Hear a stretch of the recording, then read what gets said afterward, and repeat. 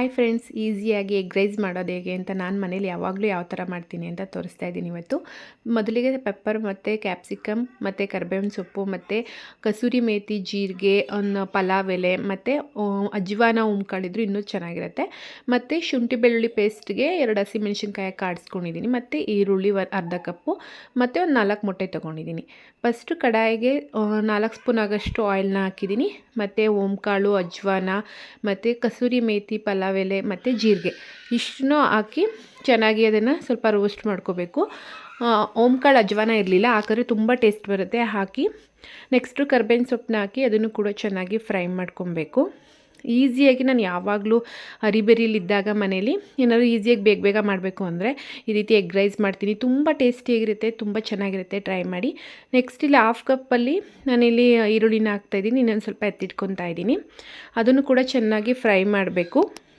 ಅದನ್ನು ಕೂಡ ಚೆನ್ನಾಗಿ ನೀಟಾಗಿ ಫ್ರೈ ಆದಮೇಲೆ ನಾವು ಅದಕ್ಕೆ ಕ್ಯಾಪ್ಸಿಕಮ್ನ ಆ್ಯಡ್ ಮಾಡಬೇಕು. ಇಲ್ಲಿ ನಾನು 1/2 ಕಪ್ ಆಗೋಷ್ಟು ಕ್ಯಾಪ್ಸಿಕಮ್ನ ತೊಗೊಂಡಿದ್ದೀನಿ.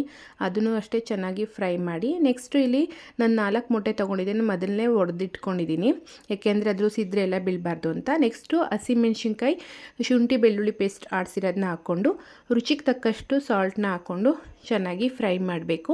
ನಾವು ಆವಾಗಲೇ ತೊಗೊಂಡಿಟ್ಕೊಂಡಿರೋಂಥ ಮೊಟ್ಟೆನ ಚೆನ್ನಾಗಿ ಬೀಟ್ ಮಾಡಿಬಿಟ್ಟು ಹಾಕಿದ್ರೆ ಅದು ಮೊಟ್ಟೆ ಉಗುರಿ ಆಗಬೇಕು ನೋಡಿ, ಆ ರೀತಿಯಾಗಿ ಚೆನ್ನಾಗಿ ಫ್ರೈ ಮಾಡಬೇಕು. ಕೈ ಬಿಡದಂಗೆ ಒಂದು 5 ನಿಮಿಷ ಚೆನ್ನಾಗಿ ಮೊಟ್ಟೆನ ಬೇಯಿಸ್ಕೋಬೇಕು. ಚೆನ್ನಾಗಿ ರೋಸ್ಟ್ ಮಾಡಬೇಕು. ಈಗ ಮೊಟ್ಟೆ ಉಗುರಿ ಮಾಡ್ತಿರಲ್ಲ ಆ ರೀತಿಯಾಗಿ ಚೆನ್ನಾಗಿ ಅದನ್ನು ರೋಸ್ಟ್ ಮಾಡಬೇಕು.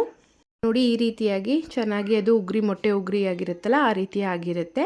ನೆಕ್ಸ್ಟ್ ಅದಕ್ಕೆ ಖಾರಕ್ಕೆ ಮತ್ತು ಸ್ವಲ್ಪ ನಾನು ಪೆಪ್ಪರ್ ಪೌಡರ್ನ ಹಾಕ್ಕೊತಾ ಇದ್ದೀನಿ. ನೋಡಿ, ಖಾರ ಟೇಸ್ಟ್ ಮಾಡಿ, ಖಾರ ಬೇಕು ಅಂದರೆ ಸ್ವಲ್ಪ ಉಪ್ಪು ಖಾರನ ಇವಾಗಲೇ ಆ್ಯಡ್ ಮಾಡ್ಕೊಳ್ಳಿ, ತುಂಬ ಚೆನ್ನಾಗಿರುತ್ತೆ. ನೆಕ್ಸ್ಟು ಗ್ಯಾಸ್ನ ಆಫ್ ಮಾಡಿ. ಇಷ್ಟೇ ರೆಡಿಯಾಗಿರುತ್ತೆ. ನೆಕ್ಸ್ಟು ಆಲ್ರೆಡಿ ನಾನು ಆಗಲೇ ಕುಕ್ ಮಾಡಿ ಇಟ್ಕೊಂಡಿದ್ದೆ ರೈಸ್ನ. ಇದು ಊರಲ್ಲಿ ಬೆಳೆದಿರೋ ಅಂಥ ಅಕ್ಕಿ, ಯಾವುದೇ ರೀತಿಯಾಗಿ ಪಾಲಿಶ್ ಕೊಡ್ದೇ ಇರೋವಂಥ ಸಣ್ಣ ಅಕ್ಕಿ ಇದು. ಆಗಲೇ ಮಾಡಿ ಅನ್ನನ ಸ್ವಲ್ಪ ಆರಕ್ಕಿಟ್ಟಿದ್ದೆ. ಮತ್ತು ಇದು ಗ್ಯಾಸ್ ಆಫ್ ಮಾಡಿದ್ಮೇಲೆ ಈ ರೀತಿಯಾಗಿ ಅದನ್ನು ಫ್ರೈ ಮೇಲೆ ನೀಟಾಗಿ ಮೊಟ್ಟೆ ಫ್ರೈ ಮಾಡಿರ್ತೀವಲ್ಲ ಅದ್ರ ಮೇಲೆ ಅನ್ನನ ಆರಾಕಿ ಸ್ವಲ್ಪ ಹೊತ್ತು ಬಿಡಬೇಕು. ಗ್ಯಾಸ್ ಆಫ್ ಮಾಡಿರಬೇಕು. ಸ್ವಲ್ಪ ಹೊತ್ತು ಬಿಟ್ಟು ಒಂದು ಕಡೆಯಿಂದ ಸೈಡಲ್ಲಿ ತೊಗೊಂಡು ನೀಟಾಗಿ ಕಲಸಿ ಒಂದು 10 ನಿಮಿಷ ಬಿಡಿ. ಆಮೇಲೆ ಟೇಸ್ಟ್ ನೋಡಿ, ಸ್ವಲ್ಪ ಸಾಲ್ಟ್ ಏನಾದರೂ ಬೇಕಾದರೆ ಆ್ಯಡ್ ಮಾಡ್ಕೊಳ್ಳಿ. ಇದಕ್ಕೆ ಸ್ವಲ್ಪ ಸೋಯಾ ಸಾಸ್ ಹಾಕಿದ್ರೂ ಕೂಡ ತುಂಬಾ ಟೇಸ್ಟಿಯಾಗಿರುತ್ತೆ. ಈ ಮೇಲೆ ಸ್ವಲ್ಪ ಈರುಳ್ಳಿ ಹಾಕಿದ್ರೆ ನೋಡಿ ರೆಡಿಯಾಗಿರುತ್ತೆ. ಸಿಂಪಲ್ಲಾಗಿ ಕ್ವಿಕ್ಕಾಗಿ ಮಾಡ್ಕೋಬೋದು ಎಗ್ ರೈಸು. ಮನೇಲೆ ನಾನು ಯಾವಾಗಲೂ ಟ್ರೈ ಮಾಡೋಂಥದ್ದು, ತುಂಬಾ ಇಷ್ಟಪಡೋಂಥದ್ದು. ಪ್ಲೀಸ್ ನನ್ನ ಚಾನಲ್ನ ಸಬ್ಸ್ಕ್ರೈಬ್ ಮಾಡಿ, ಸಪೋರ್ಟ್ ಮಾಡಿ ಫ್ರೆಂಡ್ಸ್.